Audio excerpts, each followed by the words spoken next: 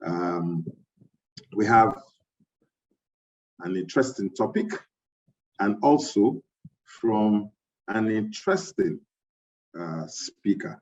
And so, indeed, you're all welcome. The title of the delivery this morning is The Purpose Happiness Continuum. The Purpose Happiness Continuum. And it is my delight to welcome our speaker, who is on the call already. Someone who I have known closely, professionally, and as a good friend in over 15 years. So it's nice to know that I have the task of introducing him. Patrick Oluyide is our speaker, and I would, just for the purpose of read his profile, or shorten the profile rather, that I will present. Patrick is trained and certified by the International Finance Corporation, World Bank. He also is ILO, International Labour Organization certified, as well as the Learning and Performance Institute. These are certifications that he's had, backed by the fact that he is a thought leader, a philosopher, a management psychologist, a business strategist, a communication expert, and teacher. Patrick plays so many roles. He is a fellow of the Nigerian Institute of Training and Development, and he is a distinguished member of Toastmasters International, where he recently served as district director, helping members across 16 countries in West and Central Africa to raise their expertise in communication and leadership. A role he did very well, representing not just himself, but also the Nigerian Toastmaster community. He served also as he served on the council of the Nigerian Institute of Training and Development, and he's also been on the council of Adekunle Ajayi University. He has been a seasoned facilitator for almost 2 decades. He takes pride in showing that a lot of things mean many things for him. His assignments and professional engagements have covered as many areas of endeavor as you can imagine. His life purpose is to help individuals, organizations, and companies discover and actualize their own purpose, which is also why we're here. He finds pleasure in learning from unexpected sources like children, cycling, playing football, and of course, playing chess, which seems to challenge him. He also likes to welcome perspectives, and he's a man of possibilities. And so, ladies and gentlemen, it is with pleasure that I'd like to invite Patrick Oluyide to take the center stage as he gives us his insights on the Purpose Happiness Continuum. Enjoy. Thank you very kindly, Olumide Ajamale, for your inspiring introduction. When you have a session that is just an hour, you obviously have to get to it without wasting time. So this is the task I have right in front of me, to lead this session through this topic, which I believe cannot even be exhausted even in a day or a month or thereabouts, especially because of my familiarity with the environment. The purpose and happiness continuum. The purpose and happiness continuum. That's beautiful. I'm going to skip having an icebreaker because I seem to have quite a number of them coming along the way. So I would ask you a very important question at this point in time.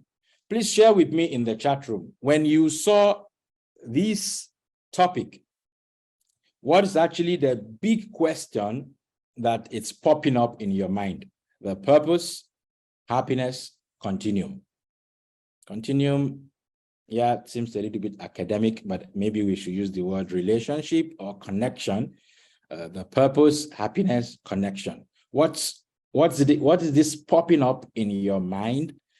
Is there something? So please share with me in the chat room. Let's go. What will this mean to you? Seeing this topic, in a way, what are you expecting from such a topic? Let's go. What is the big question in your mind when you see the purpose, happiness, continuum? I am waiting. By the way, I must announce that this session, it's really going to be participatory. So it's not going to be interesting if you are not responding to me. But I know that these questions may take a little bit of time to think. So that's why I'm waiting patiently. But I like to hear from you. The purpose, happiness, continuum. What is the big question? This is popping up in your mind. Let me wait for the fastest finger. I am yet to receive any. Oh, thank you. It is from Venerable Adelowo. Thank you very much. Okay, I see Wale has his hands up. Wale, you can go ahead while we wait for others to share. Please go ahead and make it snappy. Wale Ogun Bekun.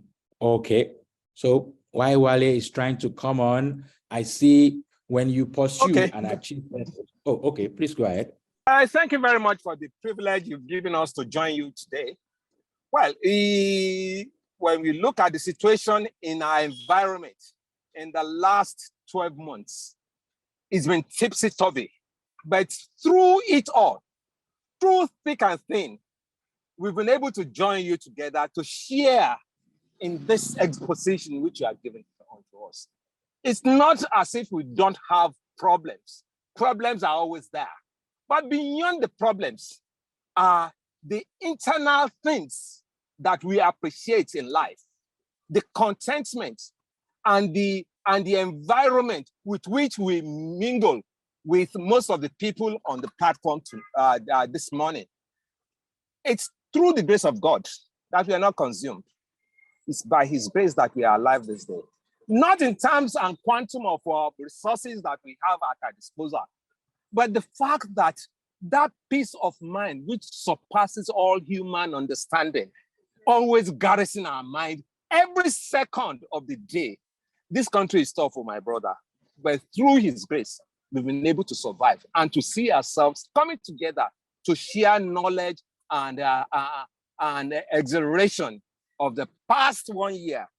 And these are the things that we're sure will continually follow us, even in the new year to come. And we can radiate this joy and goodness to all those around us. Thank you very much. Okay.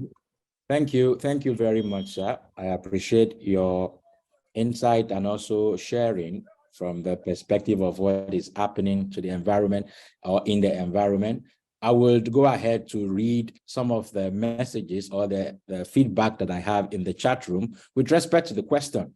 What is the big question that pops up in your mind when you see a topic like the purpose, happiness, continuum? When you pursue and achieve purpose, you will be happy. I have positive emotions generated as a result of fulfilling your purpose or the feeling that you're really working on your life's purpose. Then, are you happily fulfilling your purpose here on earth? That's good. There's another one from my friend Olumide. He says, is there a connection between one's purpose and happiness? Fantastic. Chito says, oh, I'm thinking it is a blend of making yourself happy while achieving your purpose in life. Wow, that's fantastic. I love it. And Emmanuel says, I feel that the question refers to what creates happiness and its sustenance in life. Beautiful. And then Moriah says, the link between purpose and happiness. For me, it's the joy you derive from living a life of purpose, adding value to others. And I have Muyiwa saying, I personally could not connect initially, but reading again, I will situate it as whatever the situation, we must feel happy. Beautiful. I want to thank you very much for all that you have shared. And sincerely, they speak to what's also going on in my mind. Could there be a relationship between purpose and happiness? I've even heard someone say that our purpose in life is to be happy. So happiness is something that is essential to each and every one of us as human beings. So here's the question. Could there actually be a connection between living a purposeful life, further qualification, and being happy? Are they mutually exclusive? Could they have connection with one another? I will make effort to provide a few insights that could help us answer that question, even though I know that some of us already. So, but in the process, we're checking what is the benefit of connecting purpose and happiness. And then maybe in the process, we may also have time to see, okay, a lot of people talk about purpose. How do I get to find my purpose at the end of the day? I've got another question for you. Here it is. Are you happy now? I just need, and that can come in so quickly. Are you happy now? Are you happy now? You know the song that those kids usually sing in school. If you're happy and you know it, clap your hands. If you're happy and you know it, clap your hands. So what I'm doing, I'm making effort to probably do a little bit of clarification of terms, some explanation of the terms that we have here that could help us. But I'm asking you, are you happy now? I even get from Venerable Adelowo that he says he's very happy. Yes. Oh, it's taking so long to get response. Just tell me a yes or a no. Okay. Peace says, despite all odds, I make effort to be happy. All right. Olumide says yes. By the way, Olumide is the man with the title happiness. Just that his own happiness has a Y. He refused to change it to a I. So he's using it that way. Okay, thank you very much, Laja, for being upfront and open. No, you are not happy. That's good. Thank you. I am always happy. Yes, I am always happy. I am content. Is that I am happy? I don't know. Okay, that's what Amelia is saying. What have you been happy before? What does it feel like when you were happy? So if you compare that situation to now, would you say you're happy? I guess that provides a more clarification to your answer. And then I see Moriah says, I'm not sure. Okay, that's good. Thank you for being upfront. I know others will supply, but I would ask you some more questions. Another question here is saying, if you are actually happy, or if you are not, how do you know you are happy? Yeah, this is another very insightful question. How do you know that you're happy? We could also flip it and say, how do you know that you are not happy? How do you know that you are happy? How do you know that you are not happy? Yes, I'd like to get some feedback. I'm waiting. For those that are happy now, Oluwaseun says, I am happy. I like that. How do you know you're happy? I like to welcome one or two persons with their hands raised, and then others can share in the chat room. How do you know you're happy now? How do you know you're happy? Now, what experience, what feeling, what happens to you to make you feel that you're happy now? Okay. Oh, thank you very much, Amelia. She says, I have peace of mind. Okay. I've even heard someone says, peace that passes all understanding. I'm sure Venerable Adela would connect very well with that because I've gone into his space. Okay, I have peace of mind. I find joy. Oh, thank you, Simi. Simi says, I find joy in little things. Focus on the positives as opposed to the negatives. Okay, that's how she knows she's in the state of happiness. Adela says, I have joy in my heart. Okay, I've got the joy in my heart. I hear my boys sing that song a lot. And then Laja says, we must differentiate between joy, which is a state of mind, and happiness, which is transit. Okay, that's a perspective. That's a perspective. And then Oluwaseun says, to be alive is a thing to be happy about. So for Oluwaseun, the fact that he is alive, it's a sign that he is happy. Okay, good. That's good. Okay. Another question. Don't worry, I seem to be asking too many questions, but I will soon stop. Another question. So really, another way to look at it is, what is it that makes you happy? So if you could not answer the questions the way I've positioned it before, maybe you may be able to answer in this way. What is it that makes you happy? What makes you happy? So I will stick with the word happiness and I will continue to use it. What makes you happy? From experience, the life you've lived up to point, by now we must have gathered a number of experiences that we have shared in the past. What is it specifically that makes you happy? Oh, thank you.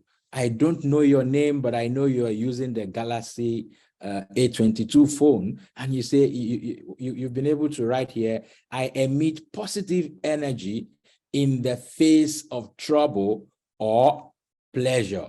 In the face of, so the positive energy itself could define your own state of happiness. Thank you very much. I appreciate that. I see Muiwa saying happiness is a choice. Okay, so you chose to be happy. Peace says anything that gives me inner peace. Again, you see, the peace seems to be coming. And then Modupa says, I am happy when people around me are happy. Oh, that's a beautiful perspective. So your own happiness comes when you see the people around you or make them happy. Positive disposition, Olumide will say. Okay, so I know you can take that as one of your quotes, Olumide. Happiness is when you have positive disposition. I know you're laughing now. Mariah says, when I am able to help people. Okay, Venerable Adelawa says, I have good health. I have hope of a great tomorrow. God has been gracious to me and mine. Wow. And then Laja says, contentment with your state of being and general contribution to the well-being of others. Wow, what a beautiful combination that you have been able to put together. Now, I want to direct your attention to this Maslow's hierarchy of need that you are so much used to. I want to assume that sincerely, most of the things that we have said would find their way into this pyramid. You must have met a particular need, and meeting this need, depending at what level you have situated it, actually brings about that feeling of happiness. That feeling of happiness as you have decided, as you have defined it, as you have decided that it is. Let me make you laugh a little bit because I went online trying to search, okay, so what's happiness? And I have a few stories to share here that I have collected. These are some of them. Someone says, happiness is going back home. Happiness is going back home. Someone says happiness is clocking out of work for the day and heading home. And someone says a nice warm cup of something after getting caught in the rain is happiness. Oh, yes. And then I seem to be somehow attracted to this. Happiness is when reality is better than expectation. That's somebody's perspective. And these are some interesting definitions or explanations of how people saw happiness. Now, I have a question for you. I'm sure you're looking at this animal, and I'm asking you, please tell me, how many legs does this elephant have? I believe we will all agree that it's an elephant. My question now is, how many legs does this elephant have? How many legs does this elephant have? I'm waiting to read. You could just drop the number in the chat room. Okay, thank you, Laja. This elephant has got 6 legs. Yes. Oh, there is even 8. Tell me more. I want to see. 6. There is 8. Oh, there is 4. Oh, 4. 4 seems to be leading. Okay. 8 is moving. There is 8. Yes. Any other one? Interesting.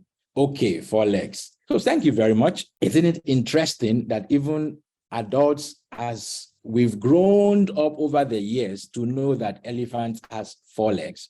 But when we looked at this picture, we saw different things. Happiness, it's a perspective. Nobody has the right to define what your happiness is. And you can see from the responses that we had earlier on, we see happiness in different ways, just like we saw this elephant. And sincerely, with the different legs, everybody has justification for whatever number of legs they decide to give this elephant. I have a perspective. I think that happiness is fulfillment. Happiness is fulfillment. You know, when it's abundant, you have it to the full. I don't know fulfillment of what, but happiness is fulfillment. Yes, thank you. Happiness is in perspective. Your perspective is your reality. Thank you very much for sharing that. Happiness is fulfillment. Without spending so much of time trying to define purpose, I could also go ahead to actually say that purpose is fulfillment. Purpose is fulfillment, as we will see in some of the explanations that we have in the near future. Purpose is fulfillment. Purpose has been defined by so many as fulfillment. You know, in the years past, I used to have quotes that I share from some documents I put together about purpose. And I used to say, if your definition of meaning is not in sync with your life's purpose, fulfillment remains a mirage. Back to my point, purpose is fulfillment. But anyway, we're beginning to find, or I have seen, that there is some kind of connection between purpose and fulfillment. It's important to mention here that purpose leads to fulfillment. I mean, to happiness. Purpose leads to happiness. I came across this set of questionnaires that people use, I mean, in finding, so I also use quite a number of them in helping people find their purpose when I do purpose coaching. And if you go through this questionnaire, you will see some connection. Says it's an assessment you do. When have you been happiest? You see, happiness is popping up there. That's the first one. And I think there are quite a number of them that has maybe not directly talk about happiness, but what makes you feel really alive and energized? Because you see, again, that's number 4. Number 6 says, what one change could make you live happier? You see, saying that happiness and purpose are actually not disconnected from each other.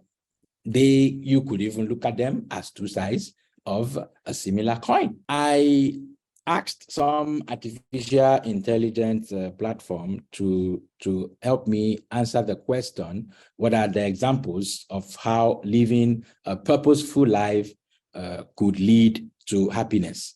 And interestingly, These are the answers that I got. That accomplishing a goal, accomplishing your goals actually stimulates in you that feeling of achievement, which for many, it's connected to happiness. Having a sense of belonging and connection, helping people in a community, in an environment. Again, it's a sense of purpose that leads to happiness. Finding meaning and fulfillment in life, in whatever you do, even in your job, at work.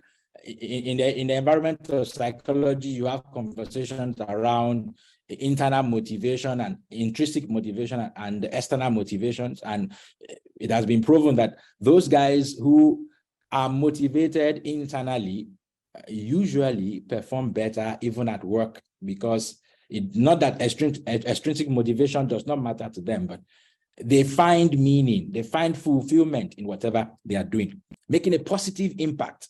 And I'm sure this is something that many of us would relate with, because that's exactly what many of us do on a day-to-day basis, or as much as possible, we make effort to make impact, to make positive impacts. And then having a sense of purpose and direction itself brings joy, you know. I used to ask the question to people, say, so what wakes you up? Is it purpose or alarm? When purpose wakes you up, that fulfillment, that sense of happiness is there. When alarm wakes you up, I think it might be a different ball game altogether. So I went ahead to collect some more explanations, you know, with respect to maybe how purpose is connected to happiness, or especially the 6 benefits of having a sense of purpose. Again, if you look at them, you will see that they are not far-fetched from what happiness is. So purpose increases happiness. And these are surveys. Scientific studies show that people without purpose in life are more likely to suffer from depression, anxiety, boredom, and loneliness. Living by what we value and what gives us meaning makes us happy. That's key. You know, the second one says purpose reduces the risk of heart attack and stroke. So studies also showed that purpose in life is linked to a lower risk of heart attack and stroke. One study of old adults found a 22% reduced stroke risk. Another study showed a 27% reduced in heart attack in individuals who have purpose in life. I mean, if you don't have stroke, if you don't have heart attack, that's a physical, that's a well-being that affects the whole being. And is there no way that would have some implication on happiness? It will sure do. So living a life of purpose leads to happiness. Purpose helps prevent dementia. Again, see, 50% less chance of developing Alzheimer's than those with low purpose. So again, 1 7-year study, this is something that has been done over a period of time. Purpose has a positive effect on academics, rather it will say effect. Research shows that adolescents who have a sense of purpose in life perform better academically than those who do not. Higher purpose students also found more meaningful in their academic studies. Why? Because you actually know why you are doing what you are doing. You see where it plugs in the scheme of things. Purpose is linked to greater job satisfaction. Again, I think I mentioned it earlier on, you know. So people who know what they are doing, who know why they are doing what they're doing, even at work. So a study of hospital service workers revealed that those who considered themselves just cleaning staff had less job satisfaction than those who considered themselves part of the team that helped heal patients. Thinking this way gave them more meaning in their work. And I remember, what's the name of the president that sent someone to the moon? Kennedy, when he visited the space, the space, what do you call it then? Where they will push the rocket out. He actually met a woman who was cleaning. And when the woman was asked, what are you doing? is that I am helping to put a man in the moon. Just see the perspective. For someone else, is cleaning, but for her, she's actually helping to put someone in the moon. That's a larger purpose that is bigger than her. Purpose reduces sleep disturbance. So if you want to sleep, maybe you need to start exploring that also. People who have a strong sense of purpose reduce their odds of sleep disturbance by 16% because they go to bed spent. They go to bed giving so much that they have enough time to rest. This is partly due to their setting and achieving meaningful goals and lowering stress in life. So all of these says to us, and we can actually continue to look at them. You can even see more money here. Money, it's another very important thing to talk about, because what I've done is just to gather what researchers have said about what purpose does, and gradually you could find a connection between living a purposeful life and happiness, longevity, antibody production, and so on. See, and it decreases the likelihood of cognitive conflict, fear response, inflammation, and you see the list just goes on. Here's my point, that I don't know what your definition of happiness is.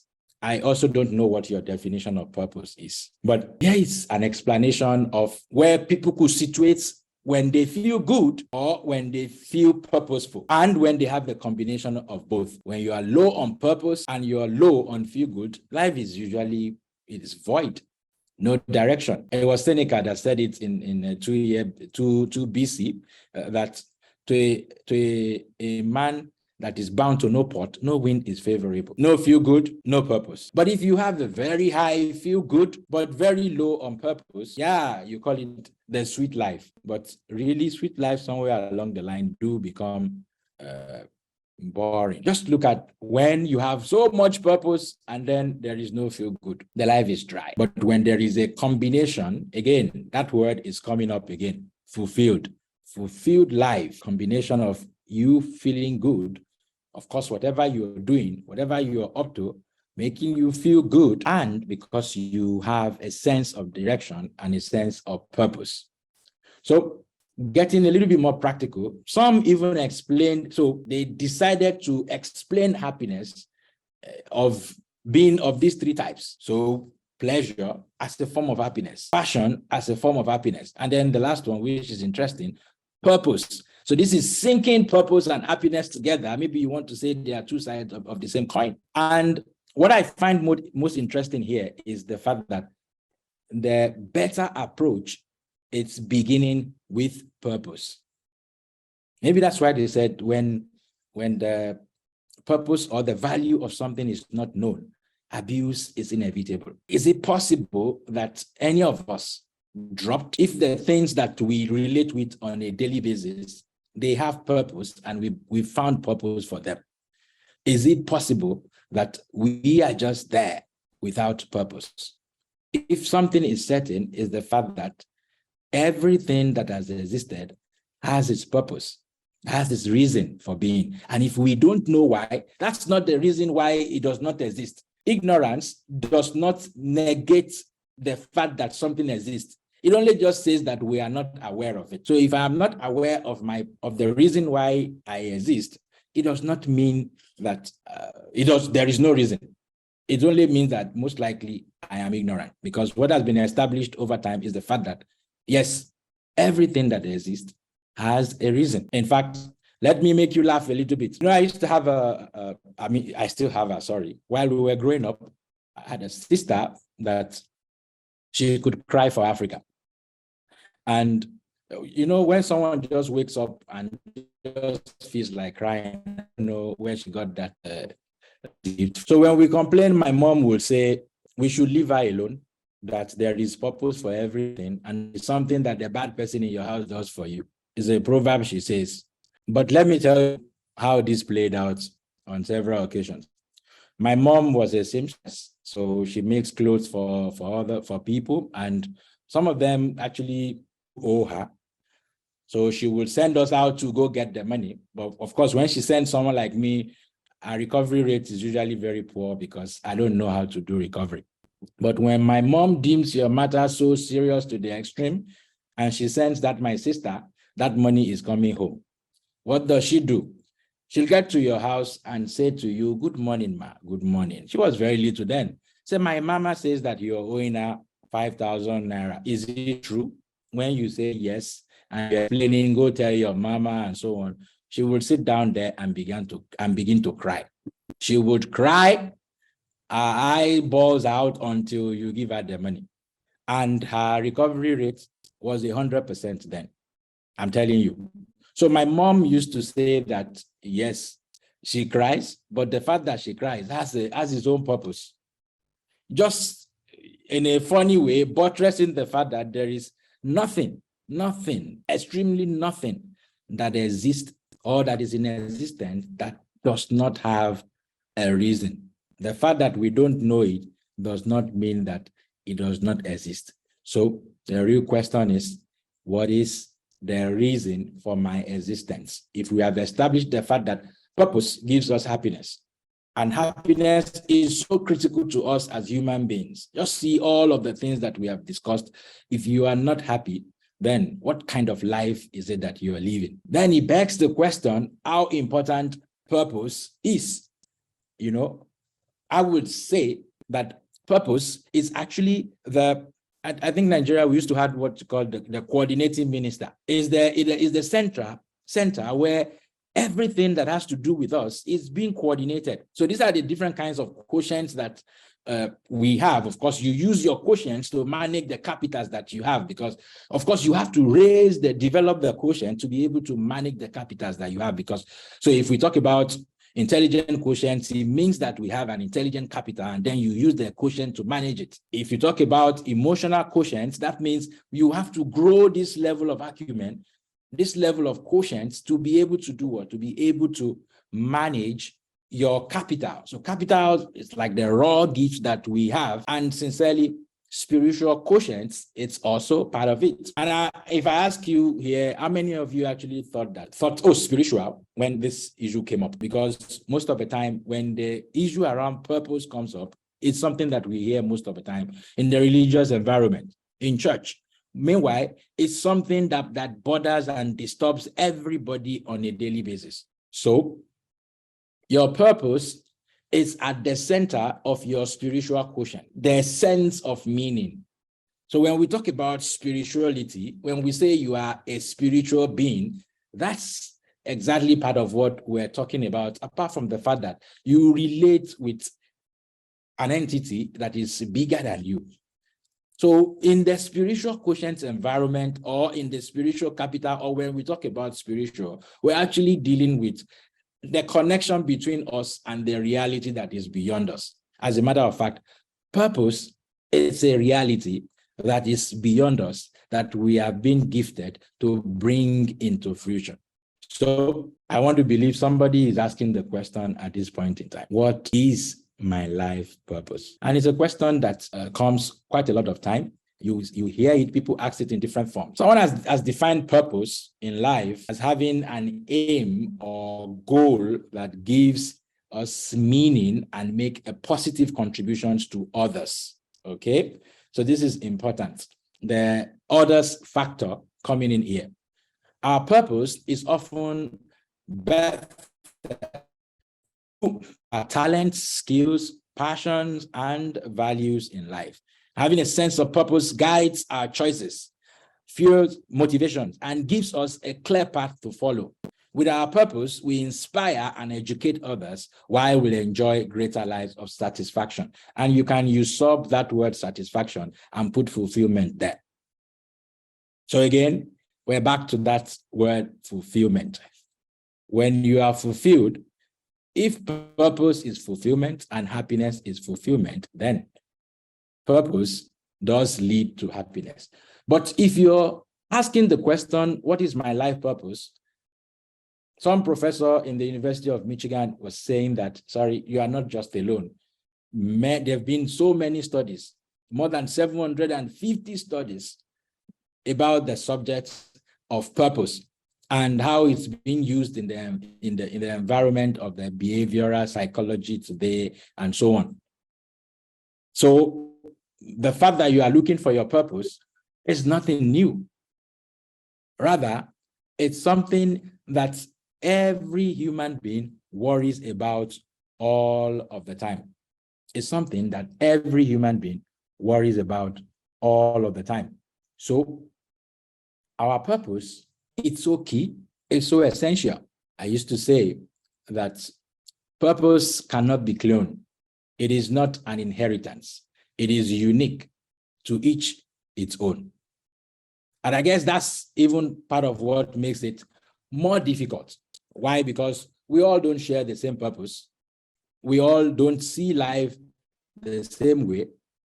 Rather, what we're supposed to do is to do what? To find our purpose. So let me share with you a few thoughts on how you could probably arrive at finding your purpose. Some will share questions for you to work with, but I would like to probably share something very little. I heard that it's almost time. So let me share with you. It's key, it's essential that we actually find harmony in whatever we do. We have to find a way to harmonize the different parts of who we are. And sincerely, it is purpose that does this for us. Knowing our purpose and living in that direction is what does this for us. Okay? So that's really very, very important. I will share with you 4 very important things that you need to look at. When they are in sync, then you know you have purpose. You found your purpose. We all have purpose. Number 1 is what I've called burden. Burden is something that worries you. Oftentimes had nothing to do with you, but you're just not comfortable with it existing in the society. Some people are not comfortable with bad leadership, so they want to do something about it. Some people are not comfortable with looking at street kids, so they want to do something about it. I mean, kids that are working on the streets. Nigeria has the highest number of out-of-school children to a point, and maybe the lowest enrollment of schools in children of children in schools. That probably could bother somebody. That's a burden. Somebody could not just be comfortable for the fact that they can't get food to eat, you know? I mean, that others cannot get food to eat. They are not comfortable with that. So what kind of burden? And now the truth is that you actually have more than a burden, because there are so many things we see in the society that burden that disturbs us, that we see as our burden. The question is, which of them is chief? Which of them is main for you? So number 1, what is your burden? Number 2, what is your passion?